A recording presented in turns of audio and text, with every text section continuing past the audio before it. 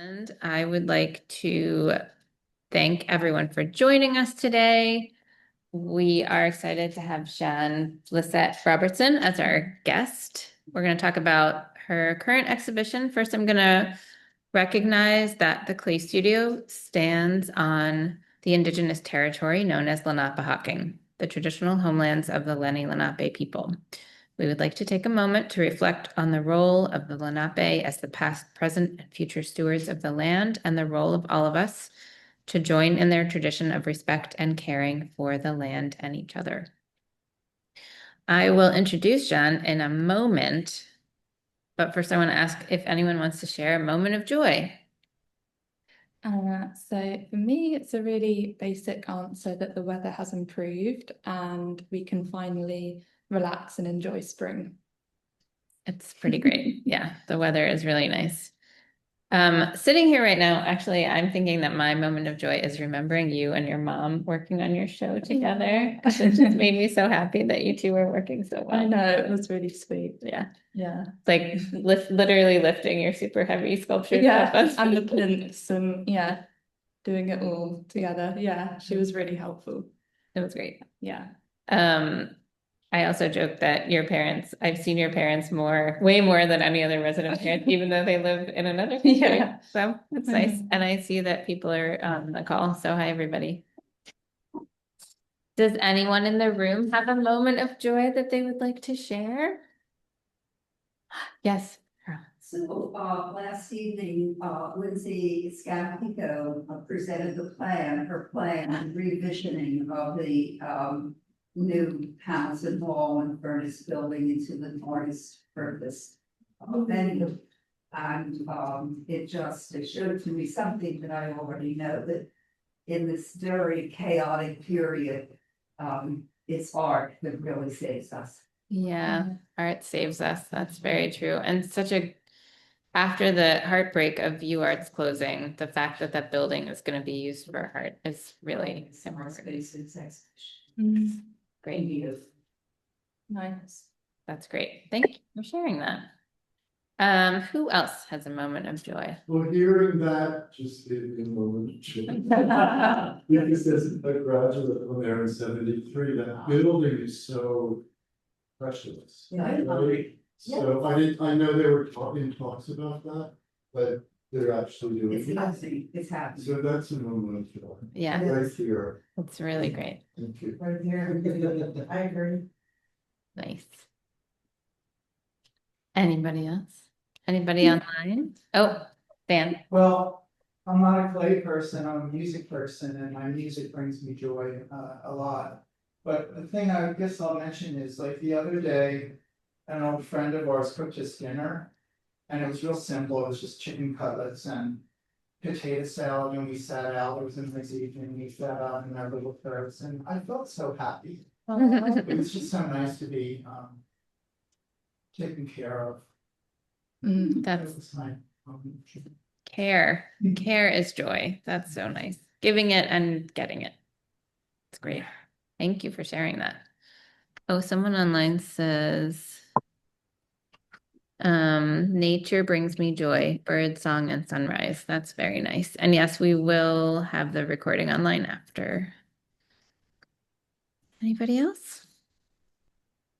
Online people can just say something if they want. Okay, always put it in the chat later if you think of something. Oh, I just moved this away, and now I would like to introduce Jeanne Blissett Robertson, graduated with a BA in honors BA in sculpture and environmental art from Glasgow School of Art in 2015. Since then, she's lived and worked internationally, carrying out artist residencies in Abu Dhabi, Mexico, Edinburgh, and most recently Ullapool, Scotland, before she came here to the Clay Studio. She recently received an Arts Council England grant, developing her creative practice for a self-tailored ceramics training program, where she learned from craftspeople based in Scotland. Her activity included self-foraging for clay and minerals and multiple part mold making for slip casting. Recent exhibitions include To a Green Thought. That's the Delaware BVAA. Yeah, I don't remember it. This but is a bit dated. but- BVA. Well, it's still in the past, right? Yeah, true. Drill Hall in Edinburgh, 2021, Running Parallels, the Lewis Light Foundation Festival, 2020. And alongside her practice, Robertson delivers experimental art workshops for people of all ages and abilities. And I'll add teaches for us here at the Clay Studio in Yeah. all kinds of ways, and has carried through all of these initiatives and research that you were doing before in Scotland to your time here in Philadelphia, which we're going to learn about in a moment. Yeah. Excited. So, oh, there's another thing. Did someone have another? Someone said they had the honor of visiting the Clay Studio and that it's great joining you now from, Ireland. Welcome. More joyful things. Great. So we're going to kind of dive right in. We've talked to Jeanne before, and we've asked the big question of how and why did you make the brave decision to make your life an art. So we're going to kind of just weave that into the conversation today and start right in with your exhibition. So I'll share my screen. Hopefully some of you have seen it in person, but for those of you who don't, we have some beautiful photos. And I thought we would start by talking a little bit about the exhibition, and then we're going to talk about the work that you've done here at the Clay Studio and the research in Philadelphia. So do you want to talk about what inspired you specifically to make this beautiful immersive experience? Yeah. So before I started the residency, I knew that I wanted to reach out to scientists based in Philadelphia and collaborate and feed their research into my sculptural practice. And I find that I come alive when I'm doing those kinds of projects where I'm in conversation with other people and learning about a different discipline other than my own, but also specifically around nature and climate change and new information that we're learning every day. So I reached out to lots of different universities when I first arrived here and wasn't really getting much response. But I kept emailing and emailing. And then eventually John Hawkins from University of Pennsylvania, he contacted me back, and it was a real happy coincidence because at the time he was very interested in sharing his research to broader audiences, but also connecting with an artist. So it came at the perfect time. And then originally my interest was in more like local science that was about the kind of local landscape around Philadelphia. But he was actually working around climate change in the Arctic, which is, way more than I could have ever anticipated learning about. So then at the time, he said that he has some funding and he can support someone outside of the science community to come to Greenland one last summer when they were doing some research there. And he said if I was interested, and I definitely jumped at the chance. So I was able to go for 2 weeks last summer and basically just see the kind of research that they're doing there. So they are looking at the water chemistry and how that's affected by ice caps melting and the ice caps grinding down bedrock as they melt and then releasing elements that are trapped in that bedrock. So that may or may not be good for the environment. Specifically, they're looking at mercury concentration, which is obviously not going to be good.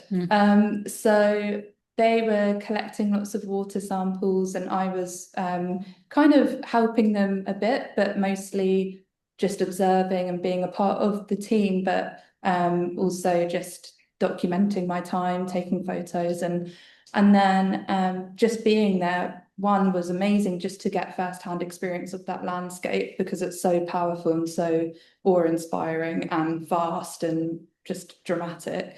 But then also really specifically looking at the science that they were doing, which I would just have no idea about unless I had that connection. So that's what inspired the project. And And then I wanted to make iceberg sculptures. So porcelain lends itself really well to that, just because of the the whiteness, the purity of it, but also how it warps and moves in the kiln, reflecting how ice changes shape over time due to melting and cracks, here and there.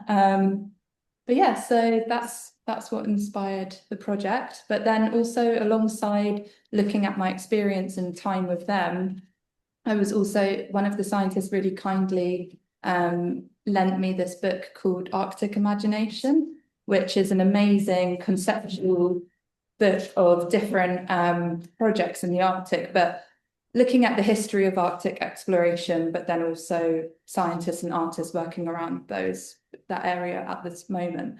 And in that research, I was really interested in the history of Arctic exploration and when that really ramped up and the kind of trials and tribulations of that. So specifically the Age of Enlightenment type era. So you'll see carved details on these icebergs, and that's referencing some of those. So in the presentation, actually, if you scroll down, there's a few. So yeah, I'll just Do you want me to go back? Yeah. We can get to the Talk details about- when we Yeah. get to those. You can kind of see it more in this one. It's this is what you're talking about. Yeah, and then I can kind of show like just some images of Greenland. I was there. Hi. Actually, this one's quite an important image, sorry. That one. So it looks like it's a video, but it's not. It's a screenshot of a video that I recorded using an underwater GoPro camera when I was there. And the starkness, like the purity of that blue underwater just was mind-blowing. And it just looked like it went on and on and on forever and just was so like thrilling to me. Yeah. The fact that that's not just a blank green, that's a picture of the ocean. Yeah, and it's like just so bright and clear and just lovely.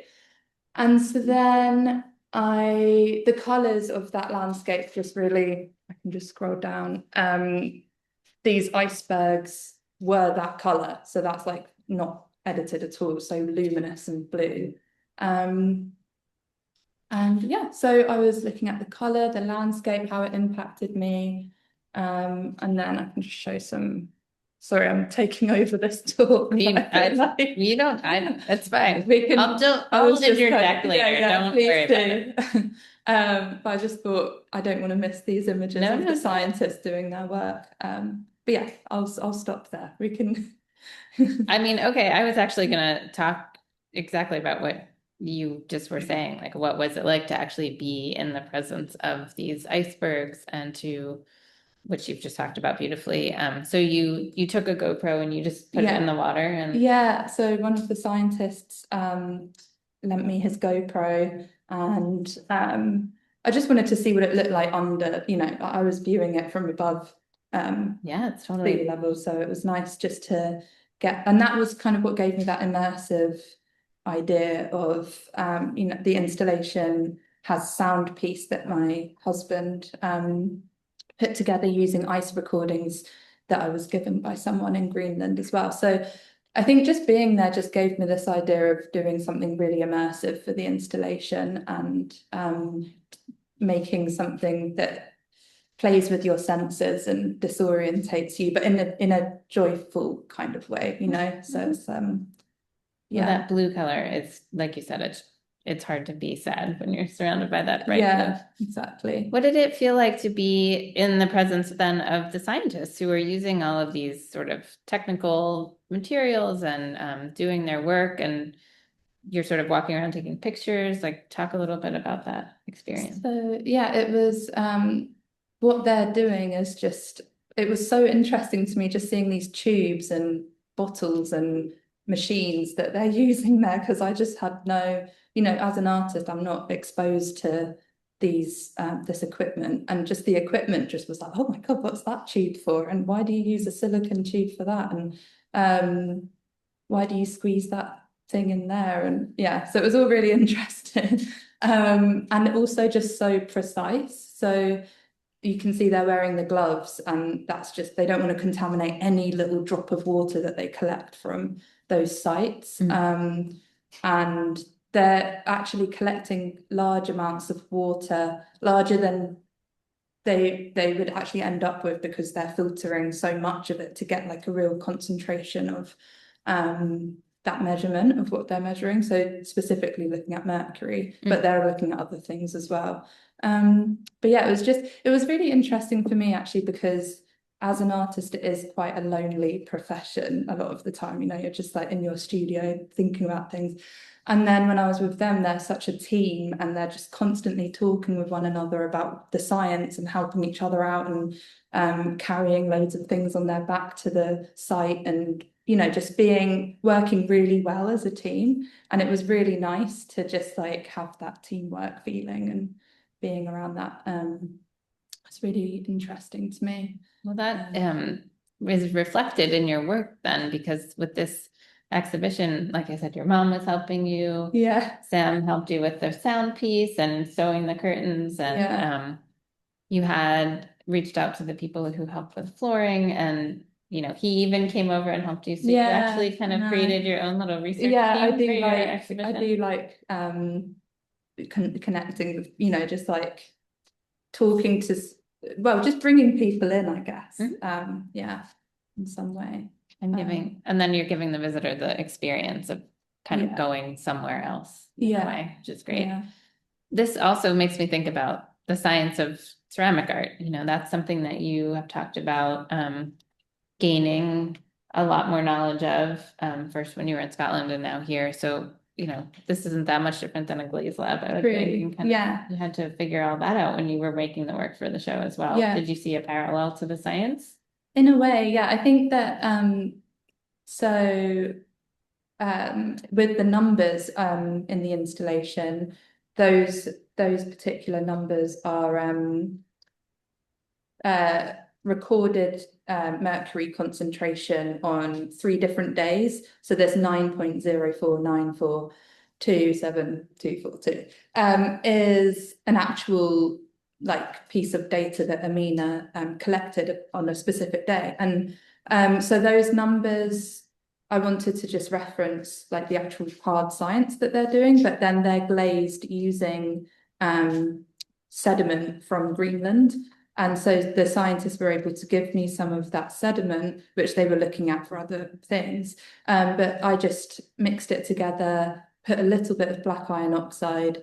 I did a few tests. That's also on this presentation further down. But I did a few tests and worked out what kind of colour I was looking for. But I did want the sediment to come through as much as possible.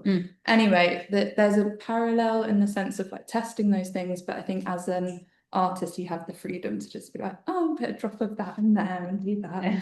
I'm a bit like that. I know a lot of ceramic artists aren't like that and are way more precise. But yeah, I'm a bit more haphazard in certain senses. Well, you still got what you wanted out of it. Yeah. Did you want to say anything else about this slide, or should I go on? You can go on. I think there's a slide next. Oh, this one. Yeah.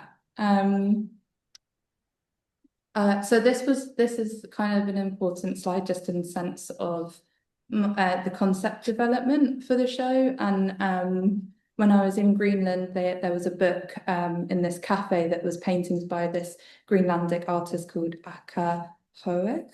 I think that's how you pronounce the surname.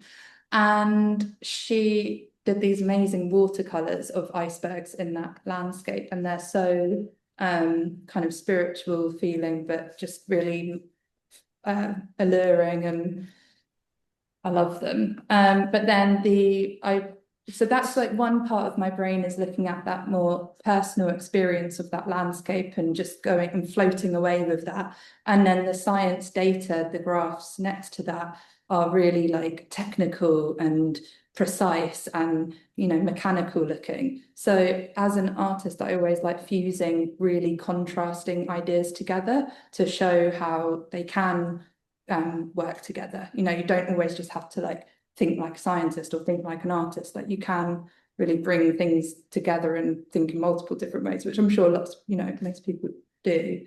But I like visualizing that in art. So that was, even just looking at those side by side, you can see that even the graphs, they do start to reference like a mountain or an iceberg, and then the dots kind of reference the sparkly stars and the painting. But yeah, so that was the beginning of me thinking about how to bring two different ways of looking at the same landscape together. So the icebergs in the exhibition are more organic and experiential, and then the numbers that are the data sets are more like hard science and mechanical. And they add to each other. You know, the icebergs are beautiful, but the fact that there are these what are to a regular visitor somewhat mysterious numbers on the walls, I think allows you to, I think a contrast always kind of helps you see each thing more clearly. And I know that we have talked, we can talk about this later too, but we've talked about your interest in alchemy and that it has a sense of magical quality to it and with that mystery. So the idea that there are these numbers and you think, what is that number doing there? Yeah. What does that represent?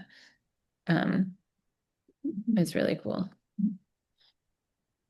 This is kind of similar sort of thing. So just that was taking photos of the daily sampling site, and as they were gathering their sample, I was looking at like the way the water moves, and you know, just like zoning in on one little droplet moving across the surface of the water, and then just appreciating just like every little thing that's moving in that landscape. And then those two photos were taken on those two dates where they're looking at that concentration of mercury, and they've recorded that data. So and that's like with the scientists, they're doing so many samples and it's like the bigger picture, whereas me just looking at that one droplet gave me the idea of like, why don't I look at just 3 days of their data? So you know, the bigger picture is like always really interesting, and they also do look at like individual data, but for the exhibition I wanted to hone in on something really specific and almost make it look quite jewel-like and precious. So yeah, that's with the numbers, they're kind of like small and 3D printed, so they're very exact. And then I've crushed up some lab glass that Amina gave me, one of the scientists, and put that in the channels of the numbers. So it gives it that kind of spark, you know, like precious feeling to it. Yeah.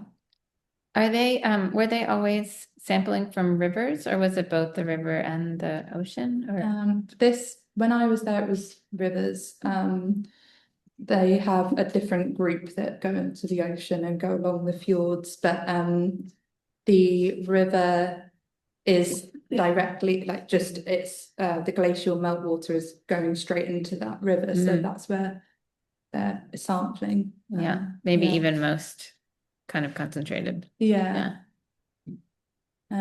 These are some 2D works that I was just doing when I was there. And you can see in the top drawings like the individual droplets and kind of yeah, just looking at color and form and this feeling of it being magical and sort of spacey, and yeah, I liked visualizing it and just some sketches while I was there. And it's, to me, it also seems very much connected to like historical practice of making art, where you go out into the field and you know, make very specific, realistic drawings of something to then come back and extrapolate into your more abstract forms. Yeah, exactly. Which kind of ties into that beautiful book, which there it is. Yeah, there we go. Perfect timing. Yeah, so the book that Ava, one of the scientists, lent me was so amazing. I love it. And I've always just been, as a kind of aesthetic viewpoint, being drawn to Baroque kind of style and ornamentation and ornate detailing and that fantastical feeling that brings. But this book was looking at the history of Arctic exploration, and a lot of the travelling ramped up in the 1700s, which is kind of when these ornate details were like fashionable and carved into things. And so looking at that, I was then thinking, how can I combine some of these details into icebergy forms to think about that kind of came to begin with. I was thinking about these icebergs or this ice landscape hosting lots of different stories from different people traveling there. You know, like conceptually, just what have they seen over time, what's happened in that landscape over time that we'll never know or see because we don't have access to everything. So originally it was thinking about these icebergs birthing the details within them that are like for some of the stories that they've encountered. So that's kind of where that came from. But then also just I like the fusion of something that's like very carved and kind of detailed with something that's vast and powerful. And yeah. Oh, and the stamp on the top right, that's a date from one of the letters that's in the book. And I used that for a stamp that I've drawn onto a few of the icebergs, a date of the data. So I'm looking at these different design details and then bringing them into the icebergs in the exhibition. I think along with what you were just saying about the icebergs kind of containing stories and that they witnessed history, they're also one of those things on the planet that is, we as humans can't really perceive their movement because they're moving, well, now they're moving faster, unfortunately, but they are moving and they are really powerful. They're pushing the earth and they're altering the landscape. So in addition to all those other powers that they have, they're really yeah, definitely sort of almost like a terrible power in terms of how much they can alter. Yeah. I was drawing just freestyle kind of sketching from what I was speaking about, icebergy sculptures, but then with these details.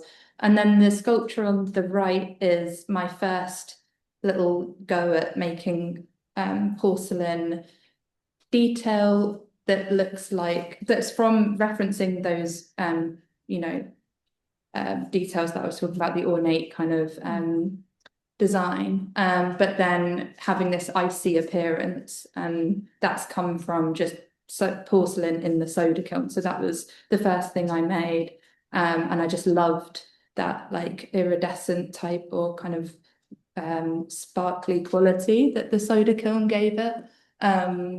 And it kind of like, even though it's a design detail, it looks like it's a creature as well. It looks like it's alive. And I just always love bringing that kind of energy into my work, that it looks as though it's like going to say something to you or crawl away. Yeah, scuttle off, exactly. And then that comes, so you added this other layer of experimentation because you started using a soda kiln. Yeah. And the soda kiln was really interesting to me just because of the atmospheric firing and that impacting the material that's in it, and just that referencing or connecting with you know, climate change or just atmosphere. The presence of minerals, which is what you were looking for, what the scientists were looking for when you went on the trip, and then adding a sort of similar kind of materials to the firing process to make it have the effect that you want. Definitely. Cool parallel. Yeah. And these are some of the glaze tests that that I was doing with that Greenlandic fjord sediment. So on the left, it's just the fjord sediment with a bit of iron oxide. And then on the right, it has a little bit of cobalt, and they've both been put in these soda kiln. I was just looking at what would I want for those numbers, you know, what kind of colouring and effect would I want. But I also crushed up some lab glass in the one on the left and put that in the bottom of the piece, so that's given it that glassy look. When you say lab glass, you mean like a beaker? So it's like a little amber vial that they use for I think it's like when they have the really pure concentrated water, that they're testing the chemical.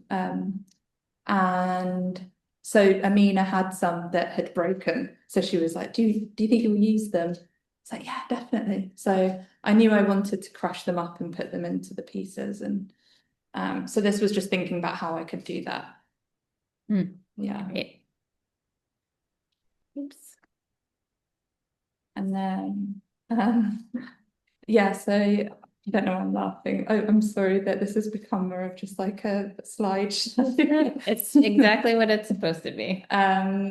So yeah, these numbers, they're the data set that I was talking about, and I really wanted to use the 3D printing lab at the Clay Studio because it's like new, but also it just really feeds into the scientific part of the project and how exact it can be. And there's no way I could make these numbers look so precise just by hand building them. But it just like adds that mechanical element to the work. And then I brushed on the fjord sediment glaze and had this crushed up glass in those channels. And then I just really loved holding these numbers and just they feel like I said earlier, just quite precious to me, just because of the glaze and the way that they do feel quite exact and kind of neat.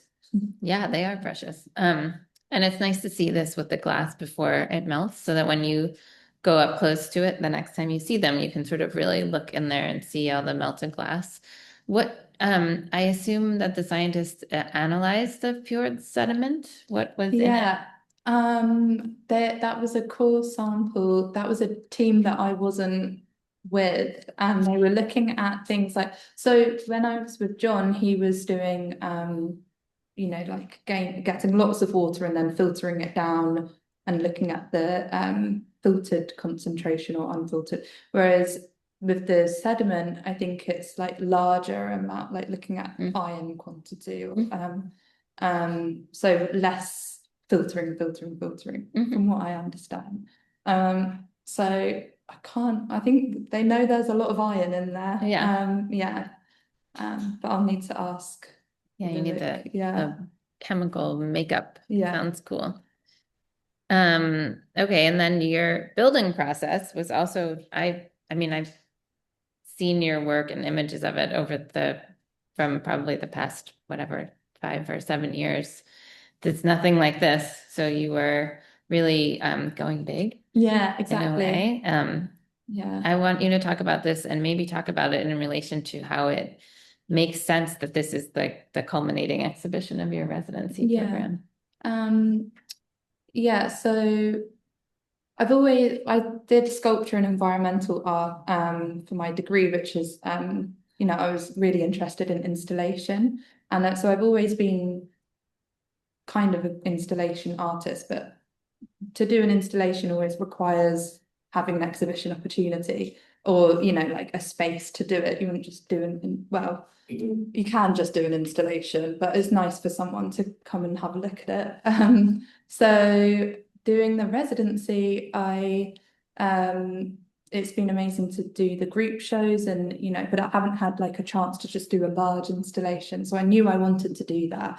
But during the time of the residency, I really wanted to hone in on different ceramic techniques and skills that because I didn't do ceramics at university, so it's not really been something I've been formally trained in. So for the residency, I focused more on like smaller objects and finding a way of working with ceramics that I liked and enjoyed. But I do find that every single art project that I do, or specifically with ceramics, I'm always slightly changing up the process that I do because the process is very much linked to the ideas that I'm exploring. So using porcelain, I've never done that before, but that was because I wanted to do these like iceberg forms and do the soda firing, and that's very much related to what I was speaking about.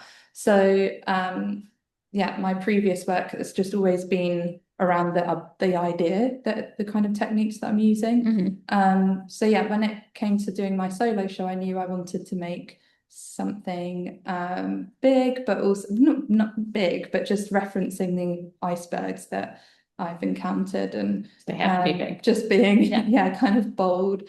And yeah, so it's been really enjoyable. I've enjoyed stepping out of my smaller object zone and going into the larger zone. But then at the same time, I don't know if I'll continue just doing large, like, you know, it's like very dependent on the project that I'm doing. Yeah, Yeah. that makes a lot of sense. And really, they all came out, they were all successful. I don't think you had any heartbreak, No. right? And the kiln can break your Not. heart. Yeah. So you get to see them in Jeanne's studio and then in the gallery. Yeah. And that one on the left warped so much from the soda firing. So it was upright and then it just leant really far back. And when I was looking through the kiln before we opened the door, I'd seen it had leant so much that, and the front one had leant a lot as well. And I honestly thought they'd like glued and fused together. And it's like, no. But luckily there was about less than an inch space. So that was a bit of a hairy moment. Yeah. But yeah, so they warped a lot, which is something I anticipated, and also, but maybe not to that degree. But yeah, I wanted them to move and to take on a life of their own from the firing. I think this image also kind of emphasizes the theatrical quality. I mean, anytime you have curtains, right? You're kind of thinking about, or it makes me think of a stage. Yeah, definitely. Setting. So, and also, yeah, Sam was saying, my husband said it reminds him of like a birthday party. Yeah, like a little birthday party for the iceberg. For the iceberg. Yeah. Well, and it's not, of course, it's not the same color as a green screen, but the fact that the pedestals are the same color as the curtains do have that sense of, you know, when you, I don't know if anyone else thinks about this, but when you see a green screen, you know, that idea of having it disappear when they're filming and putting things on top of it, it does sort of make it feel like the objects that are on them are what you're supposed to be looking at, and everything else just moves away. So I think it was really smart to paint them. Otherwise, the whiteness of the pedestals would have blended with the icebergs themselves. And thank you for letting me paint them. I mean, I wanted you to do whatever you wanted. I just wanted to make sure that you didn't, you know, have a go crazy. Right. Well, you want to make sure that there's a balance between sort of yeah. But you set a high standard. You wanted to do the thing. You went out and did it. I keep saying I'm so impressed that Jeanne just went to the flooring company. She wanted to have a blue floor. So she walked into Bell Flooring and said, I'm doing this thing. I'm an artist. And they gave her the flooring for free. And then she went to Jomar and said the same thing. I need these curtains. And they were like, sure, you can go get some free fabric. I mean, that's so great. You got to go for it. Yeah. Yeah. Thank you to Jomar and Bell Floor Covering. Joe from Bell Floor Covering's just been amazing.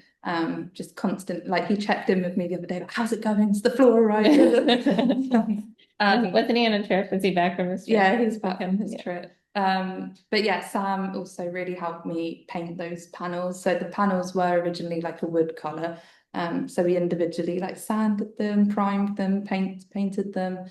And a few times I did ask like Josephine and a couple of people, do you think I should do the blue flooring? She was like, it's been in your mind, you need to do it. It's like, okay. And then even when it came to installing it, I was like, oh, no, I don't think this is going to work. But then eventually, yeah, we stuck with it. Oh, that's great. Yeah. And I was on a trip, I kept calling like, how does the floor look like? Anyway, so you put these two up as a pair? Yeah, well, or just not really. To think about just put them just because they're two portrait images, but just like a couple of detail shots. Yeah, they're great. Yeah. So if anyone has questions about that, we can maybe save them for the end, and then we're going to look a little bit at the other previous work that you've done. So this was a great piece in last year's exhibition Flow with all the resident artist.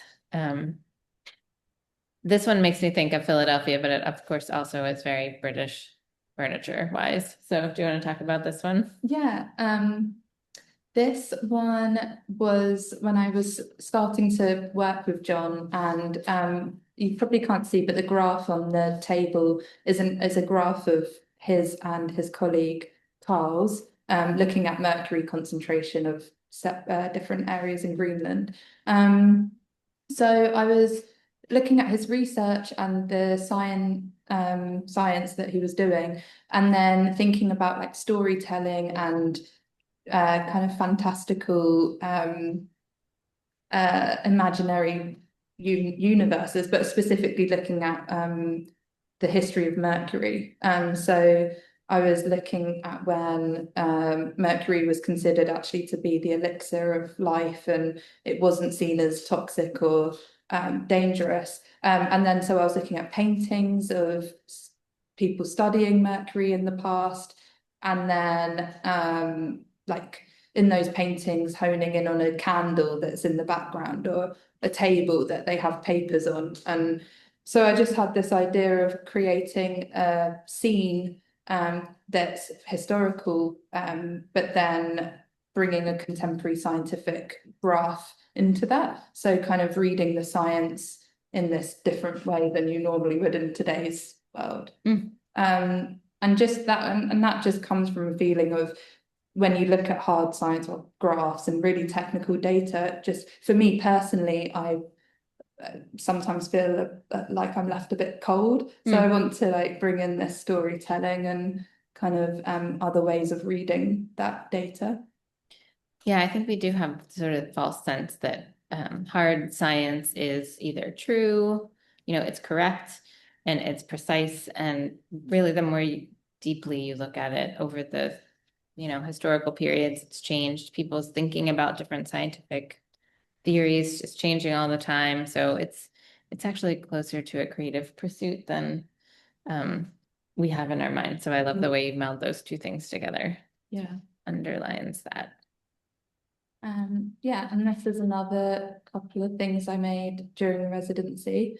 So as I was saying earlier, like my work in the residency has been more smaller, ornate sculptures. But this is looking at 16th century iron work that I was looking at, and kind of, well, in the PMA I saw some things that I was like inspired by. But then thinking of plant life and local like plants in the area, and then bringing them this kind of power from those dramatic like ironwork details. So I like how they feel mysterious, and in my mind I want them to feel as though they're communicating and having this other like world that's not our own. But yeah, so that was that. Yeah, and I think it's important also to note when we're looking at these, this one makes me think of it specifically, that when you applied to the residency and you came, you talked about exploring the landscape of Philadelphia and the geological record that was here. And as you pointed out, I mean, it was amazing that you got that chance to go to Greenland. But I think when you were first thinking about research and going to the museum, it's just visible in this earlier work that you were kind of thinking about Philadelphia. Yeah. I know it's 16th century European, but it's also very related to our Samuel Yellen here in Philadelphia and his historical ironwork, and then it's kind of Pennsylvania German influence as well. So yeah, it's fun to see all those things happening. And here's another landscape that interests you. yeah, and during the residency I was able to make a trip to Joshua Tree to do a pit firing with this man called Ed Kiesling, and that was a really amazing experience, and just always finding different landscapes are inspiring to me. So yeah, that was just a completely different experience to working in Philadelphia. But yeah, loved it. And then that was one of the pieces that came out from that pit firing. But the form and the idea of that is looking at the history of Mercury. So it doesn't look like, you wouldn't look at that and think, oh, Mercury. But I'm looking at there's this book called The 12 Keys by Basil Valentine. He was an alchemist. And he was looking at Mercury, and he had all these kind of codes and forms and symbols, and only certain people could read it and understand the true behind it. And this flower is part of that kind of symbolic forms that he was using, and a lot of it's around like different elements and materials that are from the natural world and how they combine together to create like the elixir of life. So I was just referencing forms, but then putting them in the pit firing and seeing how something that is almost kind of cartoon like bubbly, and I really love that form. But then putting a lot of dramatic firing processes that give it like this crusted layer and smokiness that I wouldn't be able to do by hand. I hadn't seen this picture before. That's a Frank Lloyd Wright house. It's a house that was exhibited in LA. I don't know if it's a Frank Lloyd house. Yeah. Looks like it. Something. But it's an amazing, yeah, it's a really nice building. Cool. And then to conclude, that's me when I first started the residency, and then that's me putting some of these large icebergs in the kiln. Yeah, thank you for having me. Play studio. Well, I'm not that this talk is over, but that was great. Thank you. And I love that this is like your tiny little things you were making. I know, my little tests. In those early days when you were sort of, I feel like you were, I hope you don't mind my saying, but you were very much in the realm of thinking through the ideas and trying to get the idea worked out before you used your hands with the clay. Yeah. And I remember us having conversations, and I was trying to encourage you, like, try to think through the material. And I think that you really embrace, I mean, it was, it made sense that you were sort of hesitant at first, but you really just look at you. You took off from these like tiny little things. It's amazing work. So congratulations. You really made it just an incredible body of work. That's really, you should be very proud. Oh, thanks, Jay. Yeah. And I have hardly had anyone who comes in really like has this big idea and just executes it, and you were not, you had your mind on it. You stayed really positive. Yeah, that's great. Thank you. That means a lot.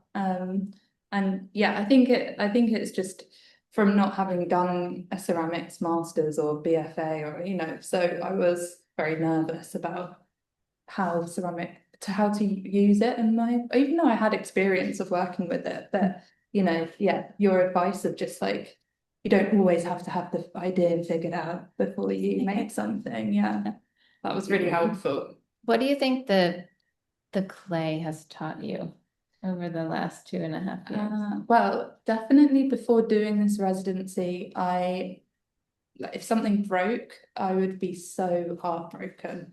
And then doing this residency and seeing people who did a master's in ceramics and things break, and they're just like, oh well, okay, I've really learned to just let go of that like worry around that. Yeah. I mean, I still do get worried, obviously, but I'm not so disappointed. It's not so crushing if something breaks. You also know how to fix it now. Yeah.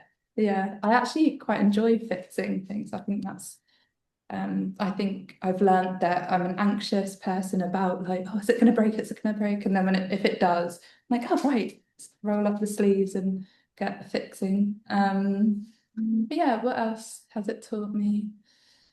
So I think I'm always still learning time management, like that's a huge thing that I'm still not amazing at. It's a lifelong battle. Yeah. But that ceramics is 100% a medium that forces you to plan that really well. And just, I feel like there's sometimes, well, most of the time, I don't feel like I ever have enough time with a piece, and I do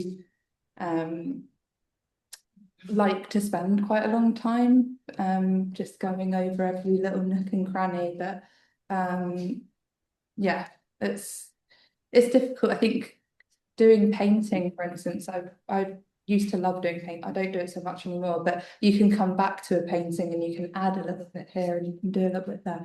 Whereas with ceramics, it's like always about moisture management and making sure it doesn't dry out too much. And that's still something that that scares me, you know, a little bit. So yeah. But then at the same time, you also need to let go of a piece, and you can't just agonize over every little corner of it all the time. Yeah. Which you have to do once you put it in the kiln. That's Yeah, it. yeah, exactly. But in a way, doing the soda firings was really nice because it just coats the whole piece in this, you know, the soda. And that just kind of, I've really enjoyed doing slip casting in the past, and it kind of gives me that same feeling of like something happening all at the same time, and then it has that, like, it kind of makes it feel quite surreal to me.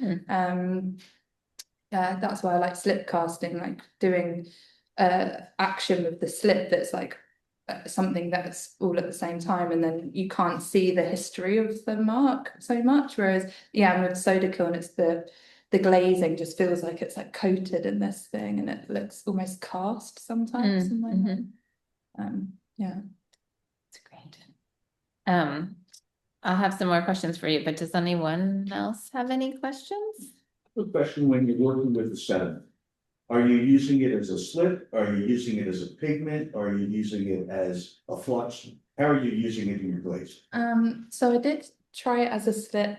So I just watered, you know, it came in a tube and it had the fjord water in it. So I painted it onto leather hard and then put that straight, like bisqued it, and then put that in the soda kiln. And the result of that was like a bronzy brown. And then I just kind of use it as like as it is, like just adding water, and it's very fine and really smooth. So I just didn't really dry it up or, you know, do anything like that. I just used it with already mixed. Yeah. Good question. Yeah. I have a question.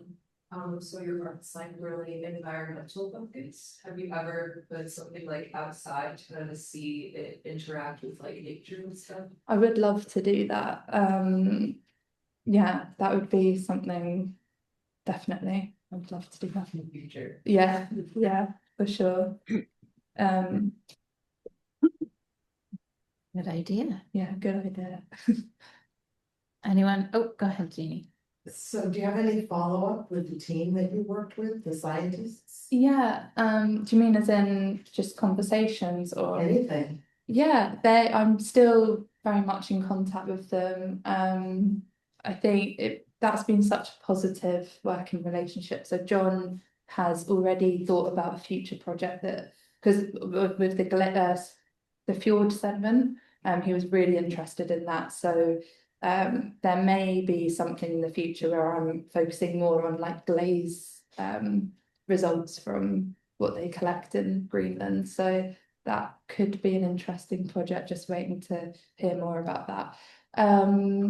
But he is English as well, which also helps because there's that relatability. But he is interested in, you know, carrying on doing something. And his team are just really lovely. So I've made good friends with. And just the follow-up to that is, you know, just the scientists' reaction to what you. Yeah, they're I mean, they're like just really happy that they've been able to have a successful collaboration as well, you know, with someone that I think you know, I've really always been interested in every single thing that they do, and I think that's nice for them that I haven't just like come in and been like, I'm gonna just do this, you know, like it's always been this communication conversation, and most of them would say, oh, I'm not an artist, I'm not creative, or But then I think being exposed to this world as well has been really interesting for them. And I actually did a workshop for them, you know, where I like got them to make something with ceramics and then use some of the fjord glaze on their pieces, and they were really, really happy doing that. Yeah, so that was really enjoyable. Yeah. Thank you. Yeah, John made sure they could come here to the Clay Studio to do that project. Yeah. Always good. Yeah. It was, I got to have lunch with them once, which was really exciting. And also I keep replaying our conversation because I asked them, like, how does it feel to be studying climate change? It's so heavy and it's so depressing for those of us who aren't, you know, scientists studying it all the time. And they said, yeah, it's really hard, but they also see the alternative where some things that they're studying actually could end up helping. So they found in the glaciers melting and the sediment that there is some really rich material that could be used as fertilizer and could possibly in the future replace the chemical fertilizers that we use. So I keep replaying that, you know, thinking about human creativity and scientists being creative as well, and how it's really going to be people with creative minds that solve these really difficult problems that we're having. So it was nice to hear that they were kind of hopeful. Yeah, definitely. And some of the things that they're measuring, like iron, I think, could have positive, like having more iron in those waters could be positive in some ways. I think it's iron that they were saying. Yeah. But yeah, so they're not just looking at all negative things when they're researching the water. Yeah, but obviously it is mostly. Yeah, mostly more mercury is negative. not great. Yeah. And every time you talk about the mercury was the elixir of life, and I think, nope.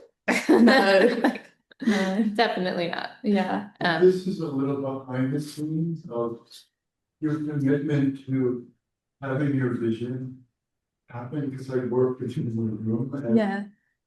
all of us around you were like, how is this? And you just held it so beautifully, so that when you walk into the space, I get that was the picture in your mind, and you did that so.